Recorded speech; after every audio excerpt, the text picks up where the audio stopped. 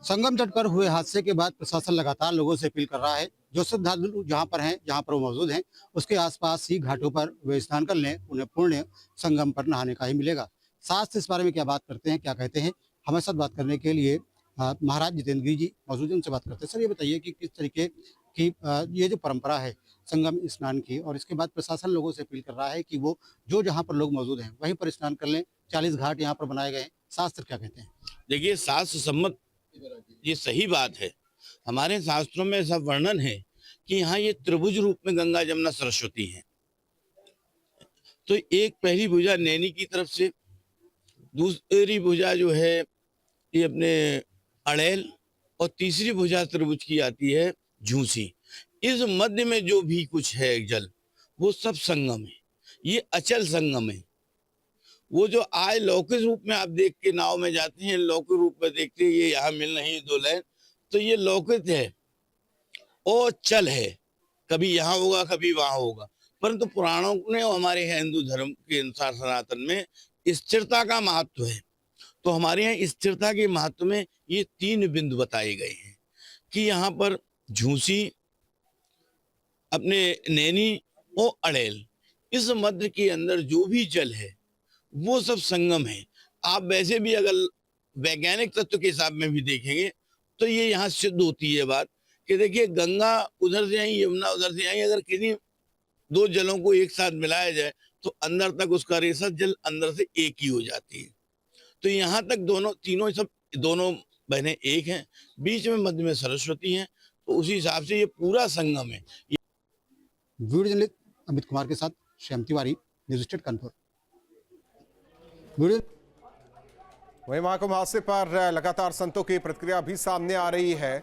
चिदानंद सरस्वती और बागेश्वर धाम के पीठाधीश्वर ने क्या कुछ कहा, आपको सुनवाते हैं।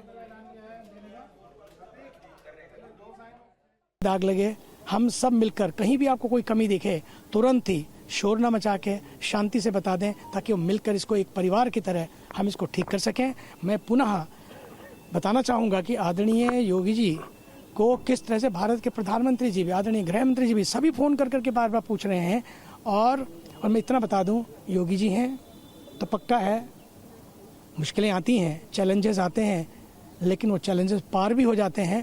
लेकिन हम सबका भी कर्तव्य है कि जैसे वो रात दिन एक किए हुए हैं, हम भी प्रशासन के साथ, शासन के साथ अनुशासन बनाए रखें। तो पक्का मानिए ये संगम बनेगा, शासन, प्रशासन और अनुशासन का संगम। इसमें स्नान करें, इसको फॉलो करें। आप आने वाले कुंभ में सबके लिए मंगलमय। और फिर पुनः मैं आज कहना चाहता हूं कि जो घटना घटी है उसके लिए हम सबको इतना दुख है, क्योंकि अपने घर के लोग चले गए, होना नहीं था। लेकिन 2-1 गलतियों की वजह से, जो कि समाज में कई बार लोग नहीं मानते हैं, प्रशासन ने कहा भी, हम भी उस एरिया में गए थे, लेकिन मैं प्रशासन से भी कहूँगा, हर सिपाही जो मौजूद है वहाँ पर तैनात है, चाहे कुछ भी हो जाए, अगर लोग थोड़ी जिद भी करें, विनम्रता से हाथ जोड़कर उनको मना लें।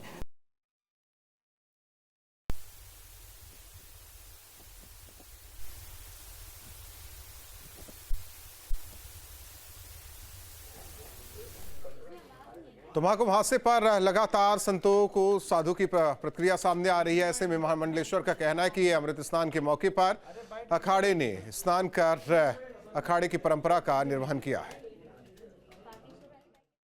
अमावस्या के मौके पर संगम तट पर एक हादसा हुआ और तमाम साधु संत इस हादसे के बाद संगम स्नान के लिए नहीं पहुंचे।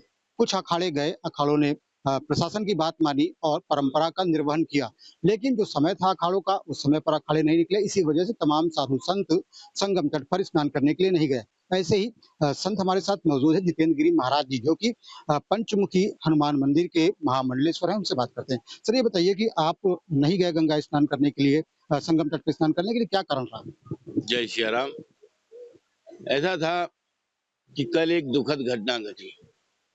दुखद घटना घटने के कारण उस समय वहां पर रोक लग गई। जो कुंभ का मेन महत्तम है, उसके अंदर पहले साधु स्नान करते, फिर गृहस्थ स्नान करते हैं। परंतु वहां दुर्घटना घट जाने पर कुछ अव्यवस्था हो गई, तो गृहस्थ लोग सब स्नान करने लगे, तो फिर हम लोग साधुओं ने स्नान नहीं किया। पहले अखाड़ों ने भी मना कर दिया था कि तमाम अखाड़े नहीं जाएंगे इस बार वो स्नान करने के लिए, बाद में वो तैयार हो गए, उसके बाद भी आप लोग नहीं गए। बहिष्कार नहीं किया, हम अखाड़ों ने बहिष्कार नहीं किया। बहिष्कार होता तो हम नहीं जाते वो लोग। इसलिए मात्र छोटे जो हमारे नए साधु हैं उनको आगे भेजकर और स्नान की परंपरा को 2 बजे पर निर्धारित करा दिया गया था।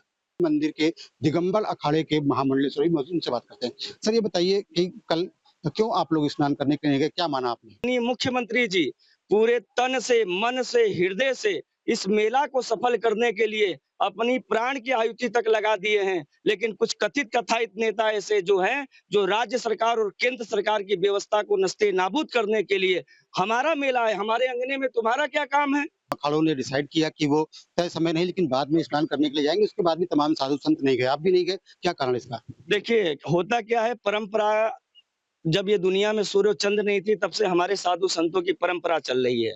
हम समाज से निकलकर ही संत बने हैं, लेकिन समाज का ही व्यक्ति जब हमारे जो भारतीय जनमानस है, हमारी कोई माँ कुचली गई, कोई बच्चे कुचले गए, कोई समाज का बंधु कुचला गया, हमारा कोई इष्ट मित्र के साथ दुर्घटनाएं घटी हैं, तो कहीं न कहीं हमारा हृदय व्याकुल और व्यथित होता है। तो हम समाज से ही निकल के संन्यास और वैराग्य लिए हुए हैं, तो समाज भी एक हमारा हिस्सा है। तो उनके सहानुभूति, उनके साथ घटी हुई घटनाओं को हम लोग मंगलमय की कामना के लिए हमारे अखाड़ा परिषद ने एक निर्धारित समय के लिए शाही स्नान को रोक दिया था। वीडियो जर्नलिस्ट अनिल कुमार के साथ Shyam Tiwari, news state, Prayagraj. News nation अब व्हाट्सएप पर खबरों की ताजा अपडेट के लिए न्यूज नेशन के इस QR कोड को स्कैन करें।